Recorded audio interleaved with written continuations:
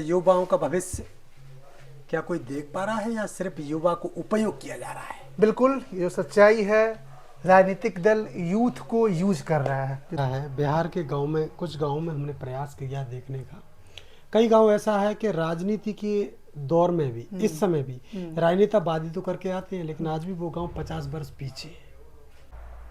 बहुजन को तो लोग आरोप लगाते हैं वो तो टिकट बेचती है। ऐसा कुछ नहीं है। बीएसपी को जो आरोप लगाते हैं वो कहीं ना कहीं नजदीक से नहीं गए हैं। और मैं इस आपके कैमरे पे स्पष्ट कहना चाहता हूं, लगाते हैं ऐसा कहीं नहीं। बहुत सबसे अगर कोई पैसा ले रहा है तो उसका पार्टी का नाम भारतीय जनता पार्टी है। इस समय 10-15 सालों से अगर टिकट के नाम पे कोई ठगा जा रहा है, आप उनका देख लीजिए 243 में टिकट विवरण कितनी कार्यकर्ताओं को है और कितने धन बलियों और बाहुबलियों को टिकट है। ये तो देश के लिए दुर्भाग्य है। प्रधानमंत्री मोदी का जो आना, देश की राजनीति में इनका पराभव होना बहुत बड़ा दुर्भाग्य का विषय है। ब्राह्मण समाज बड़ा सपोर्टर है मोदी जी का। अब सपोर्टर है तो भुगत रहा है।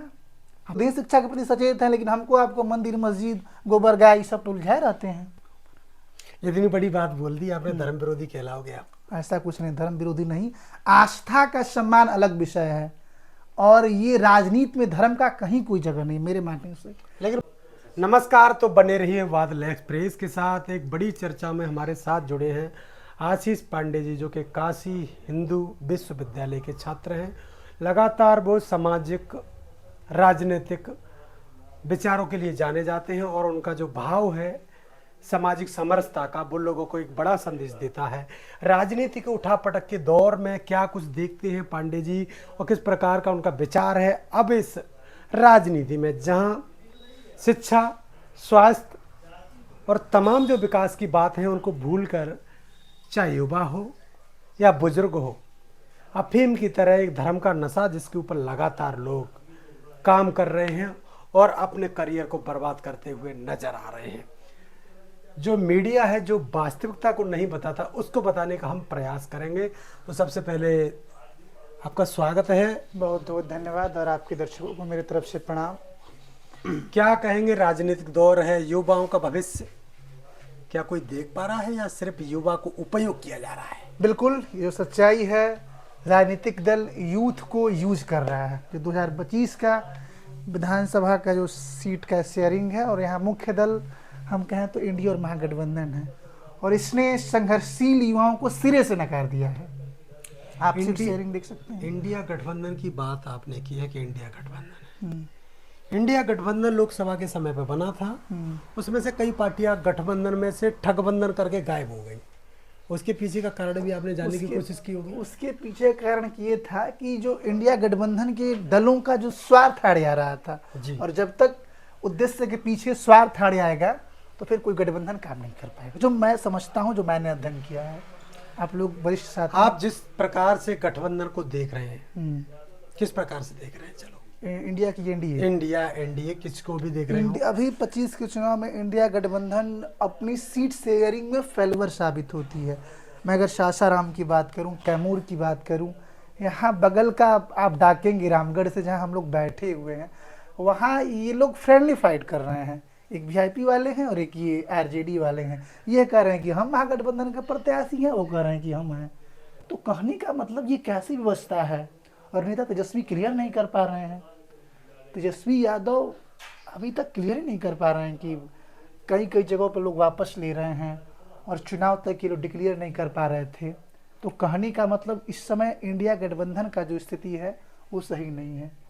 कांग्रेस अभी इतने वर्षों तक राज कर रही है और किया भी है उनने, लेकिन अभी वो गठबंधन खोजती हुई घूम रही है। अपना खुद का कुछ ऐसा नहीं कर पाई जिसके कारण लोग लगातार जुड़े रहे। इसके पीछे क्या कर रहा होगा? कांग्रेस ने जो अपना गठबंधन की राजनीति में जाके, मैं जो समझता हूँ, वो कहीं से उसका जो फैसला था वो गलत था। 2010 में आप अकेले चुनाव लड़े थे, उस समय की वोट परसेंटेज को देखिएगा और इधर बीच के वोट परसेंटेज को देखिएगा तो बिहार में कांग्रेस गठबंधन की राजनीति में कमजोर हुई है। बिहार चुनाव को आप किस प्रकार से देख रहे हैं? खासकर आने वाला जो समय है, क्या मांगता है? शिक्षा, रोजगार, स्वास्थ्य, क्या मांग रहा है? बिहार का चुनाव जो मुख्य रूप से हो रहा है और डेवलपमेंट के नाम पे हो रहा है। सारे लोग डेवलपमेंट की बात कर रहे हैं, पलायन की बात कर रहे हैं, रोजगार की बात कर रहे हैं, और शिक्षा एजुकेशन की बात कर रहे हैं, लेकिन इन चीज़ों के बीच जो जाति आ रहा है ना, कास्टिज्म आ रहा है, ये बहुत बड़ा दुर्भाग्य का विषय है। मैं इसको बहुत दुर्भाग्य का विषय मानता हूँ। चुनाव में, इलेक्शंस में कास्टिज्म की बात नहीं होनी चाहिए, डेवलपमेंट की बात होनी चाहिए, कैंडिडेट की व्यक्तित्व की बात होनी चाहिए, उसका मिलनसार है क्या है, उसका कर्तव्य क्या, उसने जनता के बीच कितना समय दिया है, उसका स्ट्रगल क्या रहा है, संघर्ष क्या रहा है, उसे देख के। लेकिन अब जो राजनीतिक दलों के हाल है, धन बलियों को टिकट देती है, बाहुबलियों को टिकट देती है। आज भी बिहार विधानसभा में 40% से अधिक बाहुबली विधायक है। अब 243 का आंकड़ा निकाल लीजिए। अभी हमने देखा है बिहार के गांव में, कुछ गांव में हमने प्रयास किया देखने का। कई गांव ऐसा है कि राजनीति के दौर में भी, इस समय भी राजनेताबाजी तो करके आते हैं, लेकिन आज भी वो गांव 50 वर्ष पीछे है विकास में। तो सिर्फ विकास किताबों में दब के रह गया है क्या? बिल्कुल बिल्कुल, जो डेवलपमेंट किताबों के नाम पे इसलिए दब के रह गए हैं कि योग्य लोग सदन पहुंच ही नहीं पा रहे हैं। जब एलिजिबल कैंडिडेट पहुंचेंगे तब ना। अब मान लीजिए कि बाहुबली छवि के टाइप के लोग टिकट को लेके पार्टियों से लोग पहुंचेंगे तो डेवलपमेंट तो दब ही जाएगा। हम कह रहे हैं कि एक आपको छोटा सा उदाहरण दे रहा हूं, मैथिली ठाकुर क्या सदन जाने योग्य है? उससे भारतीय जनता पार्टी ने क्यों टिकट दिया? कैसे ये नहीं? क्यों नहीं चर्चा कर रहे हैं लोग? कैसे नहीं है? आप कैसे देख रहे हो उसको? मैं इसलिए देख रहा हूँ, उसका उम्र देख लीजिए। अभी जो थी अपने पिक पे थी, जिस भी फील्ड में थी, उससे वहाँ आके अपना ब्रांडिंग कराना। ये जो भाजपा का जो ये काम है, जो ब्रांडिंग कराना लोगों से, वो अब स्थापित लोग थे। आप स्थापित लोग को उठा के अपना ब्रांडिंग करा रहे हो। अगर आप अपना वोट मानते हो कि मेरा वोट है, तो अपने कार्यकर्ता को टिकट दे दो ना जी, वो चुनाव नहीं जीत जाएगा। अगर कोई बरसों से, 10 सालों से मेहनत कर रहा है, उसको आप सिंबल दोगे तो वो चुनाव नहीं जीतेगा। मैथिली वाला जो टिकट दिया है, उसका हम जैसे बुद्धिजीवी लोग विरोध करते हैं, वैसे लोग अपरिपक्व लोगों को टिकट देना ही भाजपा की गलत डिसीजन साबित होता है, निर्णय। युवा राजनीति के लिए कितना खतरा है इससे? देखिए, बहुत खतरा है ऐसे लोगों से। हम तो भाजपा और कांग्रेस और राजद के लोगों से पूछना चाहते हैं, आप अपने एक भी सकल युवाओं को टिकट दिए हैं? इससे बढ़िया बहुजन है।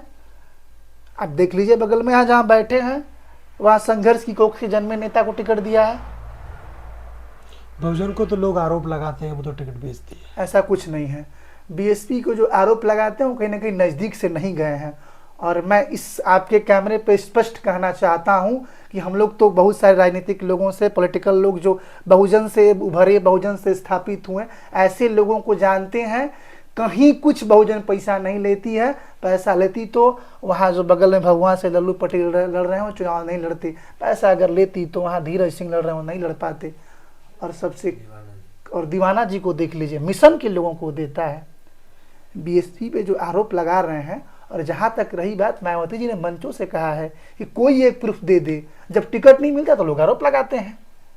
ऐसा कहीं नहीं। बहुत सबसे अगर कोई पैसा ले रहा है तो उसका पार्टी का नाम भारतीय जनता पार्टी है। इस समय 10-15 सालों से अगर टिकट के नाम पे कोई ठगा जा रहा है, आप उनका देख लीजिए 243 में टिकट विवरण, कितने कार्यकर्ताओं को है और कितने धन बलियों और बाहुबलियों को टिकट है। आप देख लीजिएगा तो पाइएगा कि नहीं। आशीष सत्य कह रहा है। आगे आने वाली शिक्षा नीति पर जिस प्रकार से सरकार काम कर रही है, क्या वो वास्तविक युवाओं के लिए अच्छी साबित होगी? देखिए, जहाँ तक नई शिक्षा नीति लागू हुई है, उसके बहुत सारे लाभ भी हैं, बहुत सारे वो भी हैं। उस चर्चा का मान लीजिए अभी तो डिबेट का वो विषय है। लेकिन मैं इतना मानता हूँ कि एजुकेशन जो है, ये हमारे जो समाज के तबके के जो लोग मुख्य धारा से नहीं जुड़ पाए हैं, वहाँ तक नई एजुकेशन पॉलिसी नहीं पहुँच पाएगी। फिर हायर एजुकेशन और यूनिवर्सिटियों में मिलने से कोई मतलब नहीं है। क्योंकि हमारे अभी आप गांव घूम रहे हैं तो गाँव के लोगों में अशिक्षा अभी भी है। ये तो हमारे शाहाबाद का इलाका बहुत अच्छा एजुकेशन में। आप जाइए किशनगंज, पूर्णिया जाइए, कटिहार जाइए, मैं जाके घूम लिया हूँ। और ये जो उधर के लोग हैं ना, वहाँ इतना शिक्षा का घोर अभाव है कि हम लोग रो पड़ते हैं। और कहीं ना कहीं नीतीश जी रहते हुए भी कुछ काम किए हैं, लेकिन शिक्षा के क्षेत्र में जिस तीव्र गति से काम होना चाहिए एजुकेशन के क्षेत्र में, वो बिहार में नहीं हुआ है।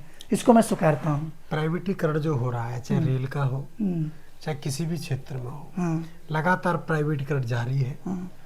इससे रोजगार पर कितना फर्क पड़ने वाला है? इससे बहुत रोजगार प्रभावित होता है। और निजीकरण किसी भी मामले में, कोई भले ही इसको सही ठहराए, मैं उसे सही नहीं मानता हूँ। अगर आप ठीक है प्राइवेटाइजेशन करो तो उसका कुछ रूल रेगुलेशन होना चाहिए।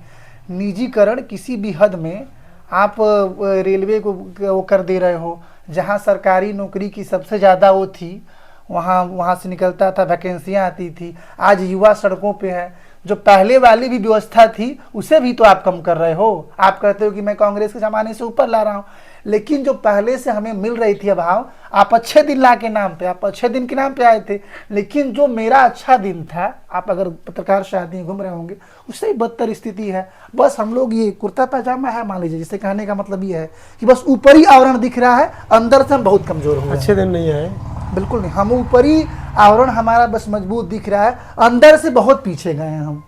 यहाँ गांव-गांव में आप देखेंगे, गांव में ज़मीनें बिकी हैं, क्योंकि अब इतना वो कर दिए हैं हाई सोसाइटी को मेंटेन करने के नाम पे। हम कह रहे हैं कि बेटा बाप का ज़मीन बेच अगर मकान बनवा दे तो उसको आप विकास कहिएगा, डेवलपमेंट कहिएगा, वही काम कर रही है। वर्ल्ड बैंक से लोन ले रहे हैं। इनका प्रधानमंत्री मोदी जी का, इनसे अच्छे प्रधानमंत्री अटल बिहारी वाजपेयी थे, इनसे अच्छे मनमोहन सिंह थे। ये तो देश के लिए दुर्भाग्य है प्रधानमंत्री मोदी का जो आना, देश की राजनीति में इनका पराभव होना बहुत बड़ा दुर्भाग्य का विषय है। ब्राह्मण समाज बड़ा सपोर्टर है मोदी जी का। अब सपोर्टर है तो भुगत रहा है, आप समर्थन किए हो तो भुगतिए। आप भाजपा के संस्थापक रहे हो और आज आप इस सिरे से पूरे देश से नकारे गए हो। जेपी नड्डा का कितना चलता है, मैं आपसे पूछ रहा हूँ। जेपी नड्डा, नितिन गडकरी का भाजपा में कितना चलता है? उससे कहीं बढ़िया राजनाथ सिंह चला लेते हैं, या उनकी समाज को 31 सीटें मिली हैं, भागीदारी मिली है, और हम लोग फॉरवर्ड में 3.65% होते हुए भी सबसे ज़्यादा फिर भी हम 10-11 सीट पर अटके हुए हैं। तो कहीं ना कहीं हमने सींचने का काम किया, हमने पोसने का काम किया, हमें भाजपा ने ठगने का काम किया है। भाजपा से बहुत बढ़िया कांग्रेस थी सबके लिए। धर्म की बंदूक किसके कंधे पर चल रही है? धर्म की बंदूक तो ये लोग अपने ही अब चला दे रहे हैं, और इसमें हम और आप सभी लोग पीछे जा रहे हैं। और ये लोग हिंदुत्व के नाम पे, मैं पूछना चाहता हूँ हिंदुत्व के ठेकेदारों से कि जब तक आपका बच्चा शिक्षित नहीं रहेगा तो क्या मंदिर मस्जिद करने से विकास होगा? और जो नेता अगर मंदिर मस्जिद कर रहे हैं, अपने बच्चों को विदेश पढ़ा रहे हैं, पीस कौन रहा है? मिडिल क्लास पीस रहा है, मध्यम वर्गीय पीस रहा है। तो मध्यम वर्गीय हम भी हैं, आप भी हैं, बटे कहाँ हैं? ब्राह्मण भी तो पीस रहा है ना, राजपूत भी पीस रहा है, ऐसा तो है नहीं। जो कहते हैं संबित पात्रा, जो भी डिबेट में बैठ के टीवी में बैठ के गोदी मीडिया में, उनका बच्चा बढ़ता है देश में, नहीं ना पढ़ता है जी। तो वो लोग खुद ही शिक्षा के प्रति सचेत हैं, लेकिन हमको आपको मंदिर मस्जिद गोबर गाय ये सब उलझाए रहते हैं। इतनी बड़ी बात बोल दी आपने, धर्म विरोधी कहलाओगे आप? ऐसा कुछ नहीं, धर्म विरोधी नहीं। आस्था का सम्मान अलग विषय है, और ये राजनीति में धर्म का कहीं कोई जगह नहीं मेरे मानने से। लेकिन धर्म एक अलग विषय है। की राजनीति उसी पे निर्भर बन गई है इस समय। तो बन गई है तो दुर्भाग्य है। आस्था का सम्मान होना चाहिए। धर्म और राजनीति दो अलग विषय हैं। इसका जब आप अध्ययन करिएगा, धर्म हमको कर्तव्य सिखाता है, यानी कि राजनीति से हम धर्म को जोड़ दें। हम लोग भी मानते हैं ईश्वर को, ईश्वर अल्लाह सबको मानते हैं, सबकी इबादत करते हैं, पूजा करते हैं। और एक सामाजिक कार्यकर्ता कभी भी अगर वो धर्म की बातों बोलो तो सामाजिक कार्यकर्ता है ही नहीं है। हम आपको ठेस पहुंचा के अपनी राजनीतिक यात्रा बना लें, इसमें कोई बहुत बड़ी बात नहीं है। मैं धर्म की बात करके आगे बढ़ने से बेहतर समझूंगा कि मैं पीछे रहूं और मैं सबकी बात करूं, मैं सर्वजन की बात करूं। बीजेपी के आने से धर्म बढ़ गया है, या धर्म में कहीं डिवाइडेशन हुआ है, या फिर धर्म को खतरा बड़ा पड़ गया? कुछ नहीं, खतरा बड़ा है। और धर्म जो था वो था, ये जो सनातन था वो आज भी है। सनातन हमारा शायर था, सब कुछ है, और कल भी रहेगा, आज भी रहेगा। इनको वोट लेना है तो ये धर्म धर्म करेंगे। और कौन भुगतता है? बजरंग दल वाले करते हैं तो उनके ही ना लोग भुगतते हैं, उनका होता है। तो जहाँ भी आक्रामक बातें होती हैं तो दो तबके बिछते हैं इसमें। नेता लोग का कहाँ कुछ बिगड़ता है, उनको तो प्रोटेक्शन मिला है। क्या शिक्षित लोग जो आजकल तमाम ग्रेजुएट पोस्ट ग्रेजुएट लोग हैं, क्या इन संगठनों में काम करते हैं? हाँ, उनको निजी महत्वाकांक्षा से कर रहे हैं काम। उनको भी माइंड वॉश कर दिया गया। मैं बता देना चाहता हूँ, हम लोगों के साथ बहुत सारे केंद्रीय विश्वविद्यालय के लोग हैं। वहाँ प्रोफेसरों की मानसिकता, कई प्रोफेसर ऐसे हैं विश्वविद्यालयों में, इलाहाबाद यूनिवर्सिटी हो, DU है, BHU है, कि वो लोग संघी मानसिकता, कोई बामी, इस तरीके से आज जो नवीनीकरण हो गया है ना विश्वविद्यालयों में, ये बहुत बड़ा दिक्कत है। हर जगह हम लोगों के एक प्रोफेसर थी, जब बैठ जाते हैं क्लास में तो लगती हैं वो RSS के बारे में कहने, भाजपा के बारे में लोग लगते हैं कहने। तो हर जगह शिक्षण संस्थानों में भी RSS का मजबूत होना ये लोग मजबूत होकर धर्म की बात करते हैं, हर जगह ये लोग अपने पक्ष को रखते हैं और मरोड़ते हैं, माइंड वॉश करते हैं। अगर अच्छे किताबों का अध्ययन नहीं करिएगा, 4-5 किताबें, लोहिया जी की किताबें पढ़िए, नेहरू की किताब पढ़िए, भारत गांधी के बाद रामचंद्र गुहा की किताबें पढ़िए। जब अच्छी अच्छी किताबें पढ़िएगा तो उनकी बात नहीं सुनिएगा। लेकिन जब बस आप व्हाट्सएप यूनिवर्सिटी के इर्द गिर्द रहिएगा तो उनकी बातें हम एक समय के लिए हम भी मान लेंगे, नहीं वही ठीक कर रहे हैं। बाबा साहब डॉक्टर अम्बेडकर की कौन सी बात आपको अच्छी लगी है? देखिए, उनकी बात जो शिक्षा के प्रति उनका जो थाउट है, उनका जो संगठन का थाउट है, उन्होंने जो हमें संविधान दिया, बाबा साहेब की हर बातें मानने योग्य है। किसी भी बात को आप नकार नहीं सकते हैं, क्योंकि वो सबसे उस देश में आज़ादी के समय सबसे बड़े पढ़े लिखे थे, बैरिस्टर थे। तो बाबा साहेब के बारे में हम लोग इतना काबिल नहीं है कि उनके बारे में हम लोग व्याख्या कर दें। बस ये है कि बाबा साहेब के आदर्शों पे, उनके पथों पे चल के हमें भी देश और समाज के लिए काम करना है और अपनी अवधारणा के साथ एक अलग अपनी छाप छोड़नी है। ये बसपा की राजनीति को आप कैसे देखते हैं? बसपा की राजनीति फिलहाल बहुत अच्छी है। हम लोग अभी साल भर से हम लोग जुड़े हुए हैं बसपा के लोगों से और जाते भी है। यहाँ ऐसा कुछ नहीं है। बसपा सर्वजन हिताय सर्वजन सुखाय की बात करती है और बसपा ने मेरे ज़िले में बहुत ऐसे लोगों को आगे बढ़ाया है जिसका कोई बैकग्राउंड नहीं था, जिसकी कोई विरासत नहीं थी। चाहे महाबली सिंह की बात हो, चाहे वहीं भभुआ के विधायक भरतबिंद की बात हो, चाहे हम लोग के यहीं विश्वविद्यालय के जमा खान हैं उनकी बात हो। तो बसपा ने संघर्ष करने वाले लोगों को निकाला है और मैं मानता हूं कि आने वाले लोगों को बसपा ही सही राह दिखाएगी, क्योंकि जो बसपा के जो कैडर होते हैं वो समर्पित लोग होते हैं, उनमें एक मिशन के लिए काम करना होता है। लेकिन दुर्भाग्य की बात है कि शासन में जाने वाले लोग उनके लिए काम कर देना तो ये उनका प्रतिफल होगा। लेकिन अच्छे लोग तो मिल नहीं पा रहे हैं, अच्छे लोग कहीं कहीं चुक जा रहे हैं, उनको दबा दिया जा रहा है धन बल के। बताइए, राजनीति इतनी लोग पैसे का, यहाँ जो हम लोग बैठे हुए हैं 7-8 करोड़ रुपए खर्च करते हैं लोग, कहाँ हमारा राजनीति कर पाएंगे? अगर छोड़ दे बीएसपी, अगर कुछ ऐसे कार्यकर्ताओं को टिकट देना छोड़ दे तो संभव है राजनीति करना। तो अभी तो 25 की परिस्थिति में यही देख रहा हूँ कि बीएसपी ने इतने अच्छे ढंग से टिकट वितरण किया है कि इसका मैं प्रशंसक बन गया हूँ। लल्लू पटेल ही हैं बगल के, आप तो गए हैं। हाँ। क्या वो भाजपा से टिकट ले पाते? मानते हैं आप? वहाँ इतना भागा भागम है।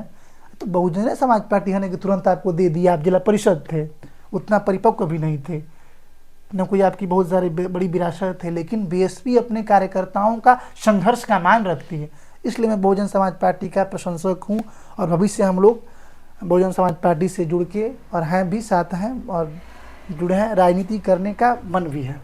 बसपा का जो अभी ट्रेंड चल रहा है बिहार के अंदर, कितनी सीटों को प्रभावित कर रही है? बसपा बिहार में लगभग हमारे हिसाब से जो मेरा आकलन है 125 से 150 सीटों की प्रभावित करेगी।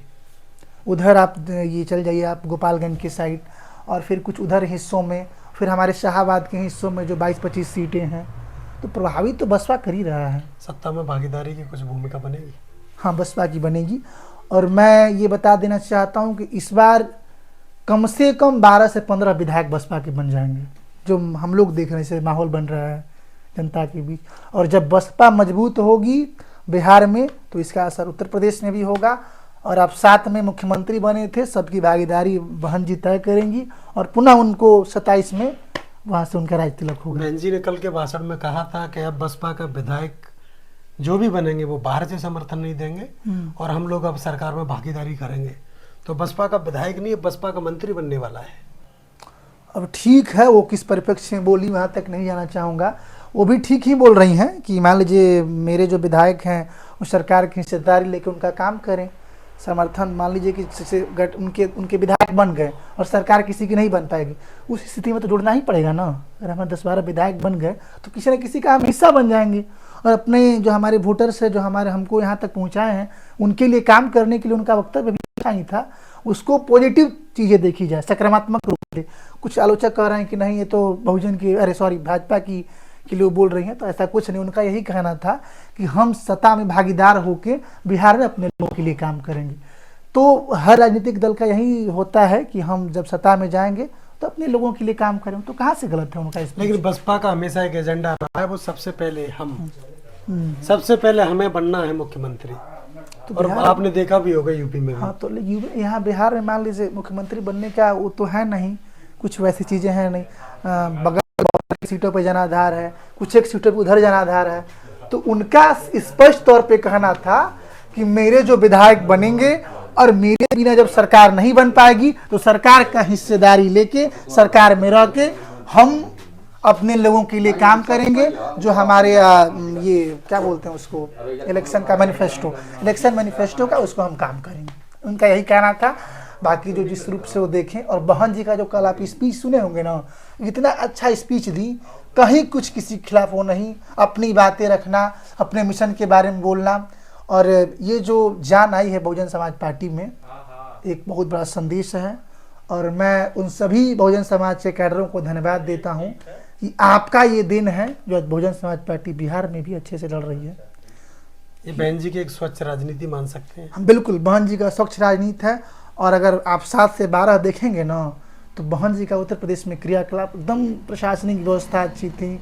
और हम लोग के समाज की जहाँ तक बात थी, तो हमारे समाज के लोग बहुत अधिक मात्रा में मंत्री थे। बिहार चुनाव के लिए, युवाओं के लिए आप क्या कहना चाहेंगे? बिहार चुनाव के लिए मैं युवाओं को ये संदेश देना चाहूँगा कि इस समय आप लोग चुनाव में, पार्टी तो है ही, पार्टी के साथ साथ कैंडिडेट का व्यक्तित्व भी देखिए कि कैंडिडेट का जनता से जुड़ाव क्या रहा है, उसका शिक्षा क्या है, उसका विजन क्या है, उसका व्यक्तित्व क्या है, उसका पर्सनल विधानसभा के लिए विजन क्या है।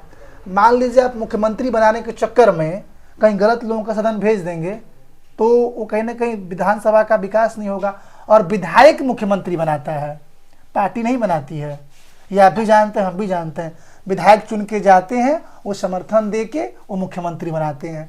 तो मैं अपने युवाओं से यही कहना चाहूँगा कि कैंडिडेट के आधार पर वोट करें। हम लोग भी इस बार 25 के चुनाव में जितने भी लोग हैं उनसे यही कह रहे हैं कि आप कैंडिडेट के आधार पर वोट करिए, पार्टी के आधार पर वोट मत करिए।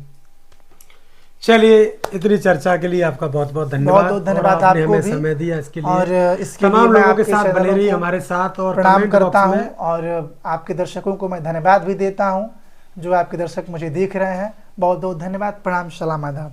कमेंट बॉक्स में राय देना ना भूलें। बिहार चुनाव में क्या कुछ होने वाला है, बने रहिए बादल एक्सप्रेस के साथ। धन्यवाद।